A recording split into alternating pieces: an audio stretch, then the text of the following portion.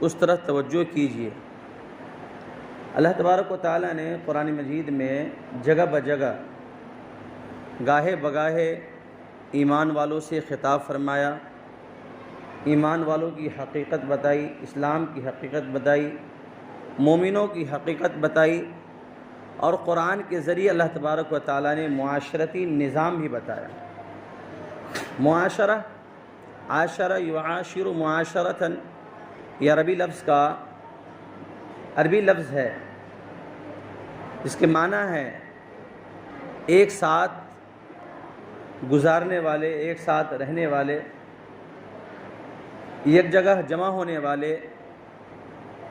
اور یہ چیز ہوتی ہے، یہ چیز فرد سے تشکیل ہوتی ہے۔ فرد مینس سنگل پرسن سے کیا ہوتی ہے؟ تشکیل ہوتی ہے، اور چند لوگ جمع ہو جائے اور رہنے لگے، اس کو معاشرہ کہتے ہیں۔ معاشرے کی بات ہماری آتی ہے تو معاشرہ ایک بہت بڑا ٹاپک ہے۔ معاشرے کے اندر نظام ہوتا ہے، معاشرے کے اندر امن ہو، رواداری ہو، دیکھ ریکھ ہو، بھائی چارگی ہو، آپسی محبت ہو، آپسی اتفاق ہو، آپسی اتحاد ہو، آپسی میل جول ہو، آپسی بہترین تعلقات ہو، تو معاشرہ اپنے پلیٹ فارم پر گامزن ہوتا ہے، اپنے ٹریک پر چل رہا ہوتا ہے۔ لیکن ان بتائی ہوئی چیزوں میں سے اگر کسی میں بھی گڑبڑی ہو تو پھر معاشرہ اپنی تشکیل سے، معاشرہ اپنی جگہ سے کیا ہوتا ہے؟ بگڑ جاتا ہے، خراب ہو جاتا ہے۔ آئیے ہم اس کو ایک بہت اچھے انداز سے سمجھے۔ گاؤں کس کا نام ہوتا ہے؟ گاؤں کے رہنے والے کون اور کیسے ہوتے ہیں؟ ہمیں اچھی طرح سے بات معلوم ہے، گاؤں کی جتنی بڑی چوہدی ہو، اگر ایک گاؤں والا، دوگھرا والا اگر دوسرے گاؤں میں جائے تو وہاں لوگ محلہ نہیں پوچھتے ہیں، کیا پوچھتے ہیں؟ کس گاؤں کے رہنے والے، کس گاؤں کے رہنے والے ہو، کس چمن سے آئے ہو، کس باغ سے آئے ہو، تمہاری پھول پتی کون سی ہے؟ میرے بھائیوں، پورا گاؤں جو ہوتا ہے نا، گاؤں، یہ گاؤں کی مثال ایسی ہے جیسا کہ ایک چمن ہو، جیسا کہ ایک باغ ہو، اس میں طرح طرح کے پھول کھل رہے ہیں، طرح طرح کی کلیاں ہیں، طرح طرح کے درخت ہے، کوئی کمزور ہے، کوئی مضبوط ہے، کوئی پھلدار ہے، کوئی سوکھ رہا ہے، کسی کو پانی کی ضرورت ہے، کسی کو ہوا کی ضرورت ہے، کسی کو دھوپ کی ضرورت ہے، کسی کو سہارے کی ضرورت ہے۔ کہیں پر چڑیوں کی چہچہاہٹ نہیں ہو رہی تو ہمیں مالی کو پریشانی ہوتی ہے کہ چڑیا کیوں نہیں آ رہی ہے، پیڑ کیوں سوکھ رہا ہے۔ یہ گاؤں کی جو مثال ہے یہ پورے باغ جیسی ہے۔ اب ظاہر سی بات ہے، باغ میں الگ الگ طریقے کے پھل ہوتے ہیں، الگ الگ طریقے کے پھول ہوتے ہیں۔ مالی ہم سب کیا ہے؟ اس باغ کے ہر ایک فرد مالی ہے۔ ہر ایک فرد کیا ہے؟ مالی ہے، ہر ایک فرد۔ اور مالیوں میں سے ایک جو ہوتا ہے اس کا ایک لیڈر ہوتا ہے۔ کیا ہوتا ہے؟ لیڈر ہوتا ہے، جو تمام لوگوں پر کیا کرتا ہے؟ تمام لوگوں پر ایک کمانڈ رکھتا ہے۔ آج سے زیادہ نہیں، آج سے 25 سے 30 سال پیچھے اب چلے جائیے، آج سے 40 سال پیچھے چلے جائیے، کیا ہمارا معاشرتی نظام وہ نہیں تھا جو میں بیان کر رہا ہوں؟ بالکل تھا، بالکل تھا۔ لوگ آپس میں میل جول میں، اتحاد میں، بھائی چارگی میں، محبت میں پیش ہوا کرتے تھے۔ حالت یہ تھی، اگر کوئی کسی گھر میں سالن بنتا تھا، کسی گھر میں اچھا کھانا بنتا تھا، اگر گوشت بنتا تھا تو کوشش ہوتی تھی پڑوسی کو پہنچا دیا جاتا تھا۔ آج کیا ہے؟ آج نہ تو کوئی پڑوسی کو پہنچاتا ہے، اور اگر پہنچانے بھی چلے گئے تو کہتے ہیں کہیں جادو کر کے تو نہیں دیا ہے، کہیں ٹوٹکے کر کے تو نہیں دیا ہے۔ ایسا ہے نہیں، ایسا ہے۔ اگر دے دیا جائے، پہنچا دیا آپ کے گھر میں، تو شاید آپ نہیں کھاتے ہیں، شاید کہتے ہیں کچھ نہ کچھ کر کے دیا ہوگا۔ یہ جو ہمارے دماغ میں ساری باتیں آ رہی ہے، اگر وہی پرانی روش پر ہوتے، پرانے طریقے پر ہوتے، برابر لین دین ہوتا، آپ جادو ٹونا کر کے بھی دیتے وہ کھا لیتا، جادو ٹونا کر کے بھی دیتے تو بسم اللہ کر کے کھا لیتا۔ آج جادو ٹونا کر کے نہیں دیتا ہے، آپ نہ کچھ پڑھ کے کھاتے ہیں اور نہ بغیر پڑھے کھاتے ہیں، بلکہ اس کو کہیں نہ کہیں پھینک دیتے ہیں۔ یہ کیا ہے؟ معاشرتی نظام میں گڑبڑی ہے، بگاڑ ہے۔ وہ جو ہمارے اندر ہمارے باغ میں جو خوشبو تھی، ہمارے باغ کا جو پھول تھا، ہمارے باغ کے جو پیڑ تھے، اس میں کہیں نہ کہیں گھن لگ گیا ہے، کہیں نہ کہیں دیمک چاٹ گئی ہے، کہیں نہ کہیں خرابی پیدا ہو گئی ہے، کہیں دھوپ کی کمی ہے، کہیں ہوا کی کمی ہے، کہیں جو ہے کہیں آپ مالی کو دیکھ ریکھ کی کمی ہو رہی ہے۔ اس لیے پورا چمن جو ہے، چمن اجڑ گیا ہے، درختوں سے پتے جھڑ گئے ہیں، پھول مرجھا گئے ہیں، کلیاں ختم ہو گئی ہے، اور اسی طرح چڑیوں کی چہچہاہٹ ایک دم سے ختم ہے۔ آج دیکھ لیجئے، آج ہر ایک کے دماغ میں سپریٹنگ سسٹم ہے، ہر ایک کے دماغ میں آئسولیشن ہے کہ ہر ایک انسان الگ رہے، ہر ایک انسان پرائیویسی میں ہو، موجود ہو، گھر بند ہو، قلعہ مضبوط قلعہ بنا کر اس میں رہنے کی ہماری ہر ایک کی کیا ہوتی ہے، کوشش ہوتی ہے کہ بھائی ہمارے گھر میں کوئی نہیں ہے۔ پہلے کیا تھا، ہر گھر میں بچوں کی آمد و رفت ہر گھر میں ہوتی تھی، کوئی بچہ کہیں چلا جاتا تھا، کوئی شکایت نہیں ہوا کرتی، کوئی بڑا بھی چلا جاتا تھا، آج آپ کسی گھر میں جا سکتے ہیں، بیل پہلے تو تکلفاً آپ بیل بجائیے، تکلفاً پھر ڈور بجائیے، پھر آپ کیا کیجیے، سلام کیجیے، پھر اندر سے آواز آئے گی آپ آئیں یا پھر نہیں آئیں۔ لیکن کیا پہلے ایسے تھا؟ دروازے ہی نہیں تھے، نہ روک ٹوک تھی، آپس میں آنا جانا تھا، زیادہ سے زیادہ فلاں گھر میں ہے اور چلے گئے، کوئی بھائی ہوتا تھا، کوئی چچا ہوتا تھا، یہ ساری چیزیں تھی۔ کیا نظام تھا؟ وہ پیار محبت کا نظام تھا، وہ انوکھا نظام تھا، وہ ایسا نظام تھا، وہ ایسا نظام تھا کہ ہر ایک کے دل کو لگتا تھا، وہ ایسا نظام تھا ہر ایک کا دل خوش رہتا تھا، وہ ایسا نظام تھا جس میں جلن نہیں تھی، وہ ایسا نظام تھا جس میں حسد نہیں تھا، وہ ایسا نظام تھا کہ ہر ایک سوچتا تھا چہچہا ہے، ہر ایک سوچتا تھا لہلہا ہے، وہ بہار ہے، وہ خوشبو ہے، وہ چمن ہے، اور ہر ایک پھولتا پھلتا چلا جاتا تھا۔ لیکن میرے بھائیوں، آج ہمارے معاشرے میں، ہمارے گاؤں میں، ہمارے گھروں میں، ہمارے خاندان میں یہ ساری چیزیں ختم ہو چکی ہیں، ساری چیزیں ختم ہو چکی ہیں۔ آئیے ہم بڑھتے ہیں، ان کی وجوہات پر غور کرتے ہیں، یہ کیا چیز ہے؟ معاشرتی نظام ہو، انفرادی نظام ہو، اجتماعی نظام ہو، گھر کا نظام ہو، بستی کا نظام ہو، قریے کا نظام ہو، شہر کا نظام ہو، ملک کا نظام ہو، عالم کا نظام ہو، جب نظام میں برابری ہوگی، جب نظام میں انصاف ہوگا، نظام میں ظلم نہیں ہوگا، نظام میں زیادتی نہیں ہوگی، نظام میں زور نہیں ہوگا، نظام میں بڑائی نہیں ہوگی، نظام جب اچھے طریقے سے اپنے اصول پر گامزن رہے گا میرے بھائیوں، وہاں چہرہ دیکھ کر کام نہیں کر سکتے، وہاں کسی کی بول دیکھ کر کام نہیں کر سکتے، وہاں کسی کی اسٹیٹس دیکھ کر کام نہیں کر سکتے، وہاں کسی کے پیسے دیکھ کر کام نہیں کر سکتے، وہاں کسی کی دولت دیکھ کر کام نہیں کر سکتے۔ یہ ساری چیزوں اگر آپ نے سامنے رکھا ہے تو نظام درہم برہم ہو جائے گا، نظام درہم برہم ہو جائے۔ اللہ تبارک و تعالیٰ نے قرآن مجید میں فرمایا والمؤمنون والمؤمنات بعضهم اولیاء بعض، کہ ایمان والے بعض کے لیے، ایک دوسرے کے لیے انفرادی طور پر بصورت اجتماع کیا ہے، دیکھ ریکھ کرنے والے ہیں، مددگار ہے، ایک دوسرے کو سمجھنے والے ہیں، درد اور دکھ کو سمجھنے والے ہیں، ایک دوسرے کو رواداری کرنے والے ہیں، ایک دوسرے کی پریشانی میں شامل ہونے والے ہیں۔ یہ ہے اللہ تبارک و تعالیٰ کی تعلیمات، یہ ہے نبی علیہ الصلوۃ والسلام کی تعلیمات، یہ ہے اللہ تبارک و تعالیٰ کا فرمان۔ میرے بھائیوں، ہم نظام قائم اپنے طور پہ کرنا چاہتے ہیں، اصل سب سے بڑا علنیہ یہ ہے کہ نظام اپنے طور پر قائم کرنا چاہتے ہیں، اور جب ہر شخص اپنے طور پر نظام قائم کرے گا تو نظام رہے گا، وہ تو حکمرانی ہو گئی، فردن حکمرانی ہو گئی، وہ بغاوت ہو گئی، وہ تو خطرناک ناسور بن جائے گا، وہ تو خطرے کی گھنٹی بن جائے گی، وہ تو بڑا خطرہ بن جائے گا جب ہر ایک اپنے اپنے نظام کو قائم کرے گا۔ اپنا نظام کہاں قائم کرے؟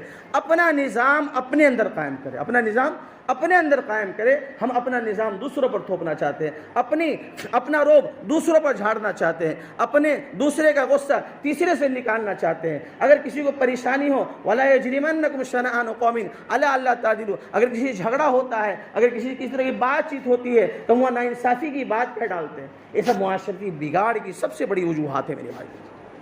آئیے دیکھیے، معاشرہ، خاندان ہو، گاؤں ہو، ظاہر سی بات ہے ایک آدمی اکیلے گاؤں میں نہیں رہ سکتا ہے، ایک آدمی اکیلے گھر میں نہیں رہ سکتا ہے، اس کو انسانوں کی ضرورت ہے، ان کو انسانوں کی ضرورت ہے۔ ظاہر سی بات ہے جنگل اس وقت جنگل ہے جب 10 طرح کے جانور وہاں موجود ہو، بستی اس وقت بستی ہے جب 10 طرح کے لوگ وہاں بستے ہو۔ اگر لوگ ہی نہیں بستے ہو تو اس کو بستی کہہ سکتے ہیں آپ؟ اس گھر میں آدمی نہ ہو تو کیا اس گھر کے خاندان بن سکتے ہیں؟ نہیں بن سکتے ہیں۔ گھروں کے لیے لوگ کی ضرورت ہے، اور پورے گاؤں کے لیے، پورے نظام بنانے کے لیے ہر گاؤں والے کے آپس میں ایک دوسرے کے ہیلپ کرنے والے، ایک دوسرے کے اسسٹنٹ بننے والے، ایک دوسرے کے دیکھ ریکھ کرنے والے بننا پڑے گا۔ اگر ایسا بنتے ہیں تو نظام برابر چلتا رہے گا۔ اگر ایسا نہیں کرتے ہیں، اگر روک تھام نہیں لگاتے ہیں اگر ظلم و جور کو نہیں روکتے ہیں، اگر بدامنی کو نہیں روکتے ہیں، اگر ہم جو ان چیزوں میں لگے رہے تو ہمارا معاشرتی نظام ایک دم بگڑ جائے گا، درہم برہم ہو جائے گا۔ اور آج تو گاؤں کی بات چھوڑ دیجئے، گھروں میں نظام درہم برہم ہے۔ یہ سب کیوں ہو رہا ہے؟ اس لیے ہو رہا ہے کہ ہم اسلامی تعلیمات سے ایک دم دور ہو رہے ہیں۔ ان وجوہات میں سے ایک وجہ یہی ہے کہ ایجوکیشن سے دور ہو رہے ہیں۔ ان وجوہات میں سے ایک وجہ یہی ہے کہ ہمارے اندر جہالت بڑھتی چلی جا رہی ہے۔ ان وجوہات میں سے ایک وجہ یہی ہے کہ انا پرستی ہمارے اندر آ گئی ہے۔ ان وجوہات میں سے ایک وجہ یہی ہے کہ ہمارے اندر نفرت کی بیج بوئی جا چکی ہے۔ ان وجوہات میں سے ایک وجہ یہی ہے آپسی دشمنی پیدا ہو گئی ہے۔ ان وجوہات میں سے ایک وجہ یہی ہے کہ آپس میں حسد پیدا ہو گیا ہے۔ ان وجوہات کی وجہ ایک یہ بھی ہے کہ آپسی اتفاق نہیں، آپسی اتحاد نہیں۔ بڑی شرمناک بات ہمارے سامنے آتی ہے۔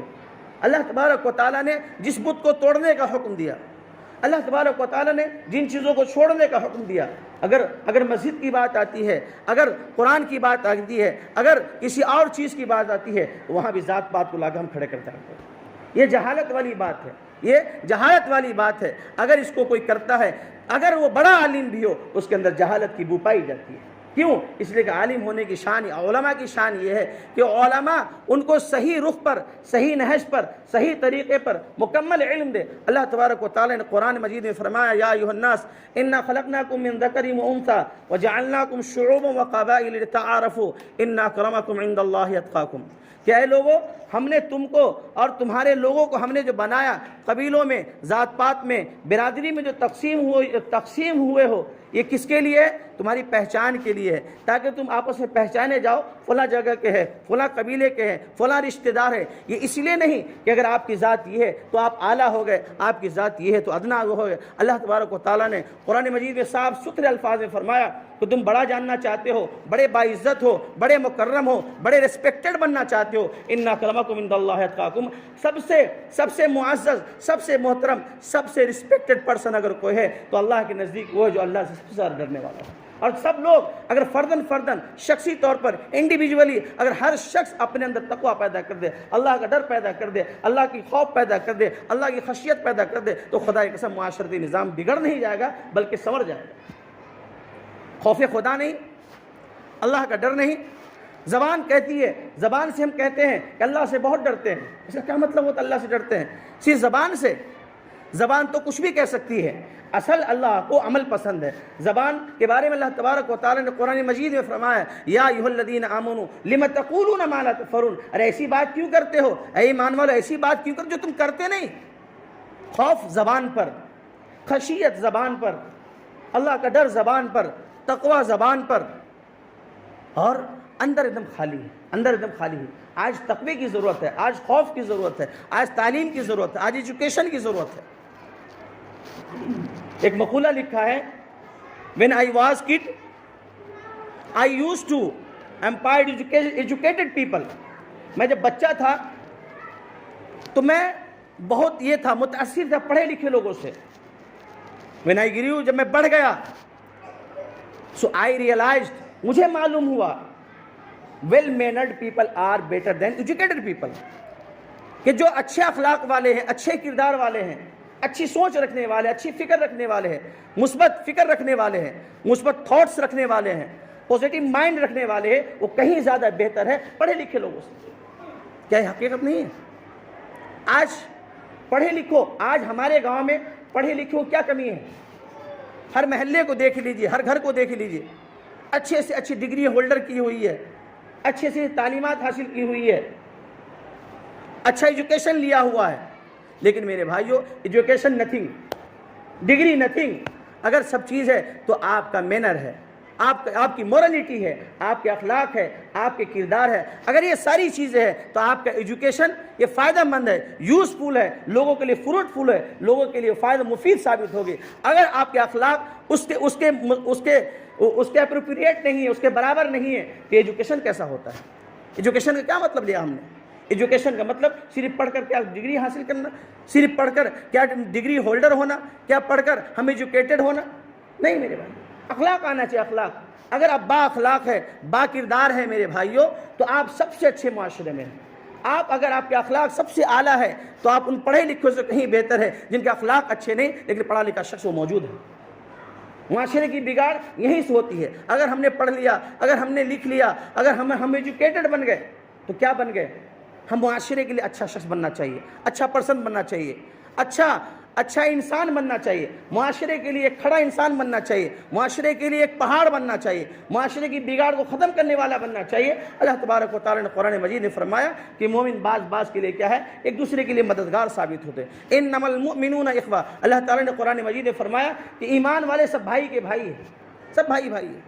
لیکن دیکھ لیجیے مسجدوں میں بیٹھے ہوئے ہمارے پاس, ہمارے سامنے صفوں میں بیٹھے ہوئے کتنے لوگ نفرتوں کے لیے ہوئے ہوں گے. کوئی بازو میں نہیں بیٹھ رہا ہوگا کہ نہیں فلاں شخص اس لائن میں بیٹھا ہو, میں نہیں آ سکتا.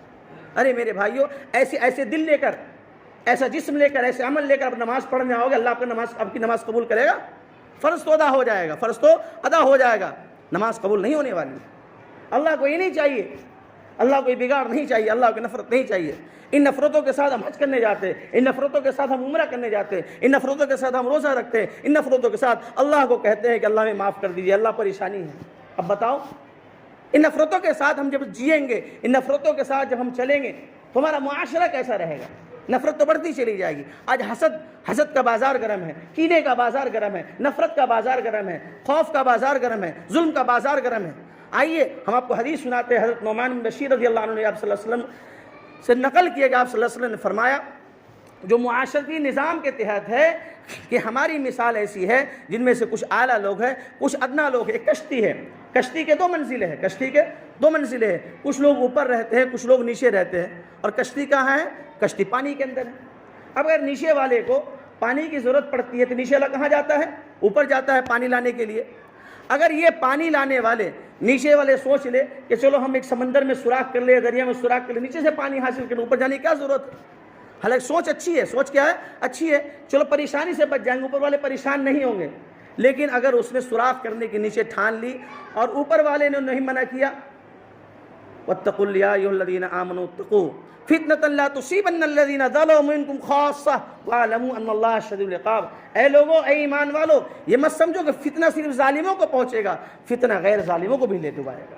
تو یہ جو کشتی کی مثال اللہ کے نبی صلی اللہ علیہ وسلم نے دی ہے, یہ معاشرے کو ہے کہ معاشرے کے اندر کوئی خرابی پیدا ہو رہی ہے, اگر ہم کشتی میں سوراخ کرنے سے نہیں روکیں گے تو نیچے والا بھی ڈوبے گا اور اوپر والا بھی ڈوبے گا. نہیں ڈوبے گا, دونوں ڈوبنے والے ہیں. تو معاشرے میں جب خرابی پیدا ہوتی ہے تو سب کی ذمہ داری بنتی ہے. ظلم ہو رہا ہے تو نبی علیہ الصلوۃ والسلام نے فرمایا کہ مظلوم کی مدد کرنا, علماء نے لکھا ہے کہ مظلوم کی مدد کرنا فرض کفایہ ہے. کوئی مظلوم ہے, کسی پر ظلم ہو رہا ہے, اس کی مدد کرنا فرض کفایہ ہے. اللہ کے نبی صلی اللہ علیہ وسلم نے فرمایا کہ مظلوم کی مدد کرو اور ظالم کی ہی مدد کرو. صحابہ نے عرض کیا رسول اللہ, مظلوم کی مدد کرنے تو سمجھ میں آتا ہے, کوئی مظلوم ہے, کسی کو ستایا گیا, کسی کو پریشان کیا گیا ہے, کسی کی زمین ہڑپی گئی ہے, کسی کو مصیبت زدہ کیا گیا ہے, کسی کو تکلیف دی گئی ہے, اس کی مدد تو سمجھ میں آتی ہے. لیکن اے اللہ کے نبی, ظالم کی مدد کیسے کریں گے؟ اللہ کے نبی صلی اللہ علیہ وسلم نے فرمایا کہ ظالم کی مدد یہ ہے کہ خذ ید الظالم, ظالم کے ہاتھ کو پکڑ لو, ظالم کے ہاتھ کو پکڑ لو, ظلم سے روک دو. یہ کیا ہے؟ ظالم کی مدد کرنا ہے. تو ظلم کرنے سے کیا آئے گا؟ باز آئے گا. میرے بھائیوں, معاشرت اسی کو کہتے ہیں, معاشرہ اسی کو کہتے ہیں کہ خرابی پیدا ہو, کوئی چیز پیدا ہو, کوئی بگاڑ پیدا ہو تو ہم سب کو یکجٹ ہونا چاہیے تھا. آج سے صرف چند سال پیچھے چلے جائے وہی ماحول تھا. آج صرف سپریشن کے گیت, سپریشن کو گا رہے ہیں. آج ہمارے جسٹیفیکیشن کے لیے کوئی اور سورس استعمال کیا جاتا ہے. میرے بھائیوں, ہمارا سورس سب سے پہلے ہمارا گھر ہے, ہمارا خاندان ہے, اس کے بعد پنچایتی نظام ہے, پھر اس کے بعد الگ نظامات ہوتے ہیں. یہ ہمارے سورسز ہے. فرسٹ سورس آپ کا گھر ہے, فرسٹ سورس آپ کا کیا ہے؟ گھر ہے. اس کے بعد جو ہے خاندان کا سورس ہوتا ہے, اس کے بعد جو ہے پنچایتی نظام کا سورس ہوتا ہے, اس کے بعد کوئی اور سورس استعمال کیا جاتا ہے. لیکن ہمارے اندر ایک خرابی پیدا ہو گئی, جسٹ کچھ پریشانی ہو تب تمام سورسز کو ختم کر کے ادر سورس کو یوز کرتے ہیں. اس کا خمیازہ ہمیں کیا ہونا ہے؟ بھگتنا پڑتا ہے. معاشرتی نظام میں بگاڑ پیدا ہوتی ہے, نفرت کا بازار گرم ہوتا ہے اور گرم ہو چکا ہے. میرے بھائیوں, یہاں پر جتنے لوگ موجود ہیں فردن الگ الگ تنہا یہ سب الگ الگ ذمہ دار ہیں. آپ گھروں کے ذمہ دار ہیں, آپ خاندانوں کے ذمہ دار ہیں, آپ اگر شوہر ہے تو بال بچوں کے ذمہ دار ہیں, اگر بھائی ہے تو بہنوں کے ذمہ دار ہیں, اگر آپ بڑے ہیں تو چھوٹوں کے ذمہ دار ہیں, اگر آپ گاؤں والے ہیں تو پورے گاؤں والے کی ذمہ داری آپ سب پر ایک ساتھ لگتی ہے. الگ الگ نہیں. ہمارا یہ بھی رونا روتا ہے, ہم یہ بھی کہہ دیتے ہیں کہ فلاں لیڈر ہے, وہ بدماش ہے, وہ خراب ہے. ہم کیا ہیں؟ ہم یہ انگلی ہماری طرف کیوں نہیں اٹھتی؟ ہم کتنے اچھے ہیں. آپ کو پتہ نہیں کہ اللہ تبارک و تعالیٰ کبھی کبھی ہمارے بدعمالیوں کی وجہ سے ظہر الفساد فی البر والبحر بما کسبت ایدی الناس, قرآن مجید نے صاف صاف اعلان فرمایا ہے کہ جو بگاڑ پیدا ہوتی ہے, یہ ظلم و زور ہوتا ہے, ہم پر زبردستی ہوتی ہے, زیادتی ہوتی ہے, خوف لادا جاتا ہے, یہ ہمارے اعمال کا نتیجہ ہوتا ہے. ہم تو صرف دوسرے کی انگلی اٹھاتے ہیں, وہ خراب ہے, فلاں خراب ہے, فلاں لیڈر خراب ہے, فلاں کی سیاست خراب ہے, فلاں کا یہ خراب, وہ خراب ہے, صرف اس کو کہہ ڈالتے ہیں. ہمارے اندر کتنی خرابی ہے اس کو کوئی نہیں کہتا.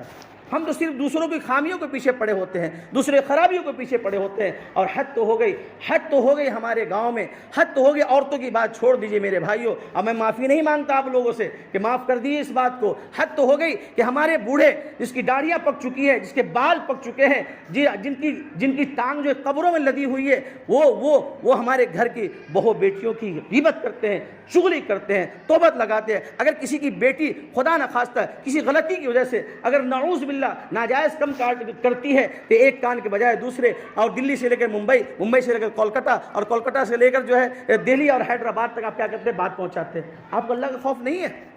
آپ کو آپ کی ایج کا خوف نہیں ہے؟